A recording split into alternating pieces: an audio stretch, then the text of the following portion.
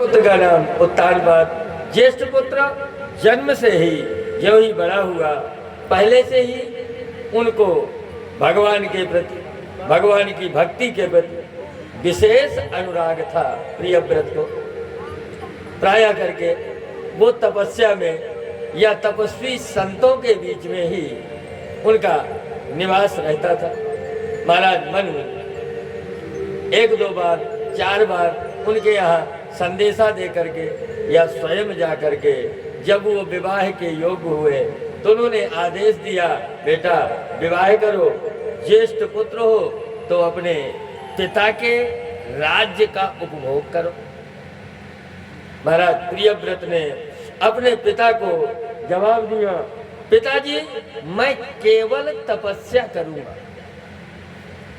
मैं भगवान की भक्ति ही करूंगा। जब मनु परेशान हो गए, कई बार अपने पुत्र को कह करके विवाह के लिए, तो उन्होंने अपने लघु पुत्र छोटे पुत्र महाराज उत्तानपाद को राजा बनाया, उनका विवाह किया और महाराज मनु वानप्रस्थ जीवन के लिए प्रस्थान करते हैं। इधर उत्तानपाद समय अनुसार दो विवाह हुए उनके। ज्येष्ठ रानी जिनका नाम था सुनीति, सुनीति का मतलब सुष्ठु नीति, सुनीति अच्छी नीति को जानने वाली और अच्छी नीति का अनुसरण करने वाली। सुरुचि जो अच्छा लगे वो करने वाली। अब उसमें समाज की निंदा हो रही है, घर का नुकसान हो रहा है, इससे कोई मतलब नहीं। दूसरी रानी जिसका नाम सुरुचि। सज्जनों, प्रियव्रत और उत्तानपाद, वो उत्तानपाद के दोनों रानियां दोनों के साथ सुखपूर्वक राजभवन में निवास। कुछ समय के बाद महाराज उत्तानपाद के राजभवन में भी सवत का स्वभाव प्रवेश करता है और छोटी रानी सुरुचि की बात में, सुरुचि की सेवा में महाराज उत्तानपाद थोड़ी ज्यादा आकर्षित हुए तो सुरुचि ने अपना काम किया। सवत का जो धर्म है उसने तुरंत उनके कानों में दुनिया की बातें डाल करके और एक दिन विस्फोट बना दिया। भाई जब बार बार गोस्वामी जी ने लिखा है ना, अतिशय रगड़ करे जो कोई, अनल प्रगट चंदन ते होई। सज्जनों, माता सुनीति को राजा महाराज उत्तानपाद ने आदेश दिया कि इस भवन में तुम्हारा कोई काम नहीं, इस भवन से बाहर चली जाओ। सुनीति, अब जब नाम था सुनीति तो नीति की जानकारी और नीति को मानने में कोई कमी तो थी नहीं। माता सुनीति ने चिंतन किया कि यदि पति तो क्रोध में है, वर्तमान में वो स्वयं के विवेक से कोई काम नहीं कर पा रहे, मेरी सवत का विवेक चल रहा है, यदि ऐसी अवस्था में मैं भी क्रोध करके कहीं जाती हूँ, ज्यादा से ज्यादा मैं अपने घर जाऊंगी, पिता के यहाँ अपने पिता को बताऊंगी तो मेरे पिता आक्रमण करेंगे या तो मेरे पति के ऊपर और या तो फिर आकर के बंटवारा कर देंगे। तो आज हमारा राज्य जितना बड़ा है उससे कल आधा कहलाएगा। भाई यदि हम एक घर के मालिक हैं तो कल से आधे घर के बचेंगे, यदि 10 घरों के मालिक हैं तो कल से 5 घर के बचेंगे। और या तो फिर यदि युद्ध हुआ तो एक तरफ मेरा पति होगा और दूसरी तरफ मेरा पिता होगा। नुकसान किसी का भी हो, जनहानि धनहानि, भाई युद्ध में दोनों चीजें होती हैं, जनहानि भी और धनहानि, जिसकी भी होगी वो हमारी होगी। इसलिए ऐसा नहीं, लौट करके पुनः अपने पति के चरण पकड़ लिए। उन्होंने कहा, महाराज हम एक हिंदुस्तानी पत्नियां हैं, हमारे हिंदू धर्म में हमारी माताओं ने एक शिक्षा दी है क्या कि बेटा एक बिटिया की डोली ससुराल में भवन के अंदर प्रवेश करती, घर के अंदर प्रवेश करती।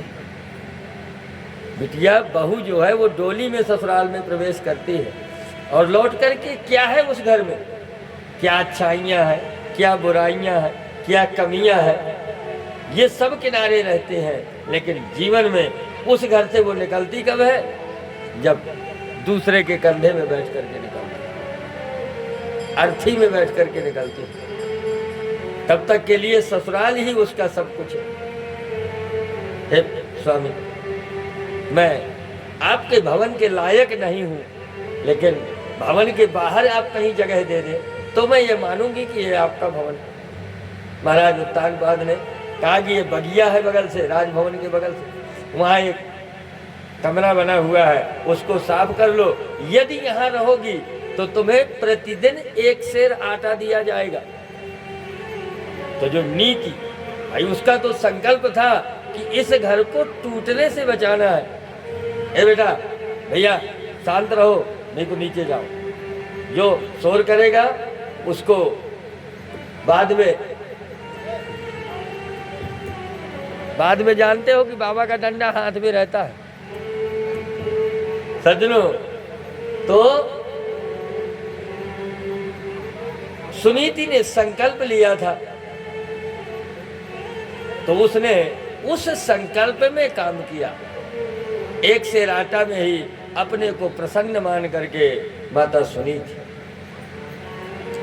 प्रसन्नता पूर्वक और बगिया के उसी कमरे में रहने लगती है।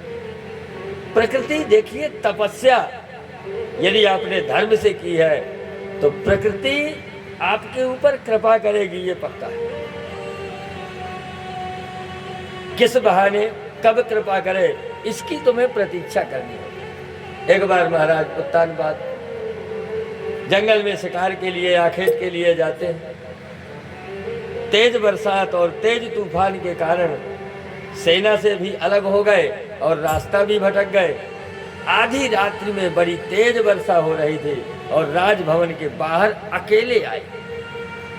जब महाराज उत्तानपाद अकेले आते हैं, बार बार आवाज लगाते हैं, बारिश के शोर के कारण कोई दरवाजा नहीं खोल पाता। सुनीति निकल करके आई, क्योंकि वो बगल में बगिया के कमरे में थी। महाराज, ये भवन भी आपका है। यदि आपको ये है कि मैं नहीं रहूं तो कोई बात नहीं, आप आराम से। भाई, यदि आपको ये है कि मैं ना रहूं तो मैं बारिश में भीग करके रह जाऊंगी, कम से कम आप अंदर, क्योंकि आपका स्वास्थ्य गड़बड़ ना हो। राजा ने वहां विश्राम किया। कुछ समय के बाद दोनों रानियां गर्भवती होती और जब बड़ी रानी सुनीति भी गर्भवती है, ये बात छोटी रानी सुरुचि ने सुनी और राजा ने कोई दंड नहीं दिया, तो सुरुचि और सावधान हो गई कि ऐसा तो नहीं कि राजा कहीं ना कहीं मुझसे छल कर रहे। समय के अनुसार दोनों रानियों के एक एक पुत्र हुआ। ज्येष्ठ रानी सुनीति के पुत्र का नाम था ध्रुव और छोटी रानी सुरुचि के पुत्र का नाम था उत्तम। ध्रुव उम्र में कुछ बड़े थे। सुरुचि जो सुबह से लेकर शाम तक अपने पुत्र को यही संस्कार देती थी कि वो कोई नहीं है तुम्हारे, वो कोई नहीं है। लेकिन सुनीति जो ज्येष्ठ रानी थी, वो अपने पुत्र को यही संस्कार देती थी कि बेटा, वो तुम्हारी छोटी माँ है, जो सिंहासन में बैठे रहते हैं वो तुम्हारे पिताजी। क्योंकि बच्चे का दिमाग एक कोरा कागज होता है, खाली कागज, उसमें जो लिखेंगे वही पहला शब्द, वही पहला विवेक, वही पहला कर्म बच्चे के द्वारा हो। सज्जनों, सुनीति शब्द लगभग 5 वर्ष के होने वाले थे महाराज ध्रुव। एक दिन राजभवन में प्रवेश किया तो महाराज उत्तानपाद अपने छोटे पुत्र उत्तम को गोदी में लिए बैठे थे। ध्रुव ने भी अपनी बाहें फैलाई, पिताजी मुझे भी गोदी में लो। कई बार ऐसा होता है कि पड़ोसी का बच्चा भी दौड़ लगा देता है, पिताजी मुझे भी। तो महाराज उत्तानपाद